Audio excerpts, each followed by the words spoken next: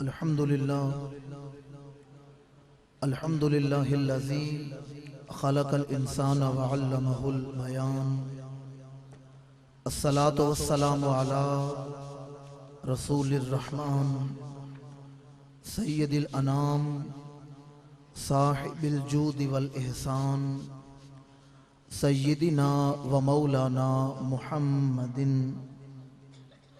المبعوث بخير الملل والأديان وعلى آله وأصحابه بدور الإيمان.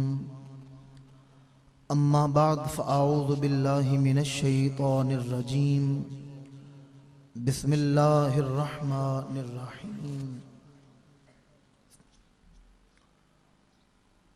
يا أيها النبي إنا أرسلناك شاهدا ومبشرا ونذيرا وداعيا إلى الله بإذنه وسراجا منيرا.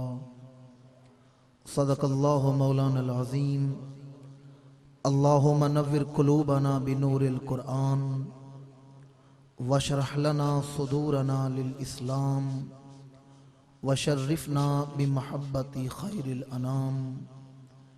إن الله وملائكته يصلون على النبي يا أيها الذين آمنوا صلوا عليه وسلموا تسليما. الصلاة والسلام عليك يا رسول الله وعلى آلك وأصحابك يا حبیب اللہ. تمام احباب محبت کے ساتھ اور توجہ کے ساتھ حضور کی بارگاہ میں ہدیہ درود و سلام پیش کریں. الصلاۃ والسلام علیک یا خطیب الانبیاء والمرسلین وعلی آلک واصحابک یا رحمۃ للعالمین. لائق صد احترام ذوی الاحتشام عالی مرتبت حضرات علماء کرام، بالخصوص حضرت مولانا حافظ محمد الطاف صاحب زیدہ مجدہ، مجاہد اہل سنت، استاذ الحفاظ، استاذ القراء جناب محترم مولانا قاری محمد زاہد سیالوی صاحب زیدہ مجدہ، مجاہد اہل سنت میزبان محفل جناب محترم مولانا حافظ محمد رفیق صاحب زیدہ مجدہ، دیگر انتہائی لائق احترام برادران اسلام، حاضرین و سامعین، اللہ رب العزت کا بے انتہا فضل اور احسان ہے کہ جس نے ہمیں اس خوبصورت سعادت افروز نور نواز محفل میلاد میں حاضری کی توفیق عطا فرمائی ہے. دعا ہے کہ اللہ تعالی ہم سب کا یہاں جمع ہونا اپنی بارگاہ عالیہ میں قبول و منظور فرمائے. جس محبت اور جس اخلاص کے ساتھ اہل خانہ نے اور ہمارے میزبان دوستوں بزرگوں نے آج کی اس حسین محفل کو سجایا ہے، میری دعا ہے کہ اللہ تعالیٰ جملہ منتظمین کو ان کے حسن نیت سے بڑھ کے اجر عظیم عطا فرمائے. میں اور آپ انتہائی خوش نصیب ہیں جو اس وقت ایک ایسی محفل میں بیٹھے ہوئے ہیں جس پہ اللہ تعالیٰ کی رحمتوں کا نزول ہو رہا ہے. آپ لوگوں کا کیا خیال ہے کہ جس محفل میں تلاوت قرآن مجید کی جائے، جس محفل میں حضور ختمی مرتبت کی ثنا پڑھی جائے، اس محفل پہ اللہ کی رحمتوں کا نزول ہوگا یا نہیں ہوگا؟ بولے نہیں آپ لوگ. موسم کی شدت کے باوجود آپ جس محبت کے ساتھ بیٹھے ہوئے ہیں، میں آپ کو ہدیہ تبریک پیش کرتا ہوں.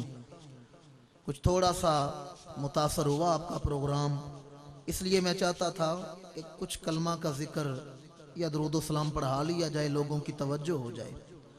آپ کا بولنا ہی بتائے گا کہ آپ ذہنی اور قلبی طور پر محفل میں حاضر ہیں. آپ کا کیا خیال ہے جس محفل میں حضور کی ثنا کی جائے، اللہ کا قرآن پڑھا جائے، اس محفل پہ اللہ کی رحمتوں کا نزول ہوگا یا نہیں ہوگا؟ تو میں اور آپ خوش نصیب ہیں جو اس وقت ایک ایسی محفل میں بیٹھے ہوئے ہیں جس پہ اللہ تعالیٰ کی رحمتوں کا نزول ہو رہا ہے. ایک ہے محفل کا ظاہر، ایک ہے محفل کا باطن. یہ اپنے ساؤنڈ سسٹم والے دوست سے گزارش کروں گا ایکو بند کر دیں، آواز ایک ہی آئے، سادہ سی آواز. محفل کا ظاہر یہ ہے کہ علماء جلوہ افروز ہیں، ثنا خاں اپنی اپنی باری پہ ثنا پڑھ رہے ہیں، یہ محفل کا ظاہر ہے۔ آپ لوگ پھل کھاتے ہیں، کیلا کھائیں تو چھلکا اتار کے اندر سے گودا حاصل کرتے ہیں، اس طرح ایک محفل کا ظاہر ہے، ایک باطن ہے۔ ظاہر یہ ہے کہ ثنا خاں اپنی اپنی باری پہ ثنا پڑھ رہے ہیں، ظاہر یہ ہے کہ آپ سارے مل کے حضور کا ذکر کر رہے ہیں، اور باطن یہ ہے کہ نگاہ مصطفیٰ اٹھی ہوئی ہے اور لوگوں کے دلوں کو دھویا جا رہا ہے۔ میں اور آپ انتہائی خوش نصیب ہیں جو اس وقت اپنا مقدر چمکا رہے ہیں، اپنے گناہ بخشوا رہے ہیں۔ میں بار دیگر دعا گو ہوں اپنے ان میزبان دوستوں کے لیے جنہوں نے آج اس حسین محفل کو سجایا ہے۔ اللہ تعالیٰ انہیں دو جہاں کی سچی عزتیں عطا فرمائے، اور آج اس محفل میں یہ جو ہم محبت رسول کے سائبان تلے حاضر ہیں، اللہ تعالیٰ آج کی حاضری کے صدقے کل میدان محشر میں خورشید محشر کی گرمی سے بچنے کے لیے نسبت رسول کا سائبان عطا فرمائے۔ میں چند گھڑیاں آپ احباب کے سامنے جس موضوع پر گفتگو پیش کروں گا، قرآن مجید کا جو مقام میں نے آپ کے سامنے تلاوت کیا ہے، ان میں سے صرف 2 لفظوں کی روشنی میں گفتگو پیش کروں گا۔ اللہ تعالیٰ کی بارگاہ میں دعا ہے کہ اللہ تعالیٰ مجھے حق بیان کرنے کی توفیق عطا فرمائے۔ جس دور میں ہم زندگی گزار رہے ہیں، آج ہر سینہ پریشان ہے، ہر دل ہی دکھوں سے بھرا ہوا ہے، جسے ملو وہ کوئی نئی کہانی سناتا ہے، اور کبھی کبھی تو یوں لگتا ہے جیسے دنیا سے سچی خوشیاں ختم ہو چکی ہیں۔ آج ہر آدمی پریشان ہے۔ ایک آدمی 50,000 کے بیڈ پہ سوتا ہے پر نیند کی گولیاں کھا کے سوتا ہے۔ ایک آدمی 40 لاکھ کی گاڑی میں سفر کر رہا ہے پر دل پریشان ہے۔ ایک آدمی سنگ مرمر کے محل میں زندگی گزار رہا ہے پر دل پریشان ہے۔ اشاعت دین کے اندر علامہ سید شریف جرجانی رحمت اللہ تعالی علیہ کا بہت بڑا نام ہے۔ علامہ جرجانی کو اور علامہ تفتازانی کو پڑھے بغیر کوئی شخص عالم دین نہیں بن سکتا، چاہے اس کا تعلق کسی بھی مسلک کے ساتھ ہو۔ علامہ جرجانی فرماتے ہیں کہ دل پریشان کب ہوتا ہے، دل اداس کب ہوتا ہے۔ علامہ جرجانی فرماتے ہیں جب دل سیاہ ہوتا ہے دل پریشان ہو جاتا ہے، جب دل تاریک ہوتا ہے دل، بولنے میں تو کوئی پریشانی والی بات نہیں، جب دل سیاہ ہو تو دل، آپ کو میری اردو سمجھ آ رہی ہے؟ ویسے میں کوئی مشکل اردو نہیں بول رہا، پنجابی کے لہجے میں بات کروں تاکہ آسانی سے سب کو سمجھ آ سکے۔ یہاں بولنا آگے کام آنے والا ہے، اور ان محفلوں کا اصل مول پڑے گا قیامت کے دن۔ پھر دل میں خواہش پیدا ہوگی کاش ہر دن حضور کے ذکر میں بسر ہو جاتا۔ علامہ سید شریف جرجانی فرماتے ہیں جب دل سیاہ ہوتا ہے دل پریشان ہو جاتا ہے، جب دل تاریک ہوتا ہے دل پریشان ہو جاتا ہے۔ اور میں آپ کے سامنے کسی عام عالم دین کا ذکر نہیں کر رہا، یہ وہ ہیں جو مرجع العلماء ہیں۔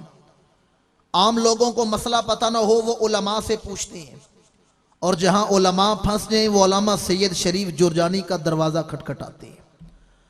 علامہ جرجانی فرماتے ہیں دل پریشان کب ہوتا ہے، دل سیاہ ہو دل پریشان ہو جاتا ہے، دل تاریک ہو دل پریشان ہو جاتا ہے، اور جب دل روشن ہوتا ہے دل خوش ہو جاتا ہے، جب دل منور ہوتا ہے دل خوش ہو جاتا ہے۔ پھر خود ہی سوال اٹھاتے ہیں کہ دل روشن کب ہوتا ہے، دل منور کب ہوتا ہے؟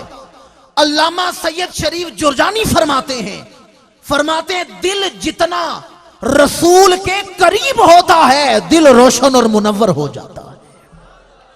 دل کی روشنی قرب رسول کی وجہ سے ہے، دل کی روشنی قرب، اللہ تعالیٰ آپ سب کو حضور کا قرب عطا فرمائے۔ دل کی روشنی قرب، دل حضور کے جتنا قریب ہو نا دل روشن ہو جاتا ہے۔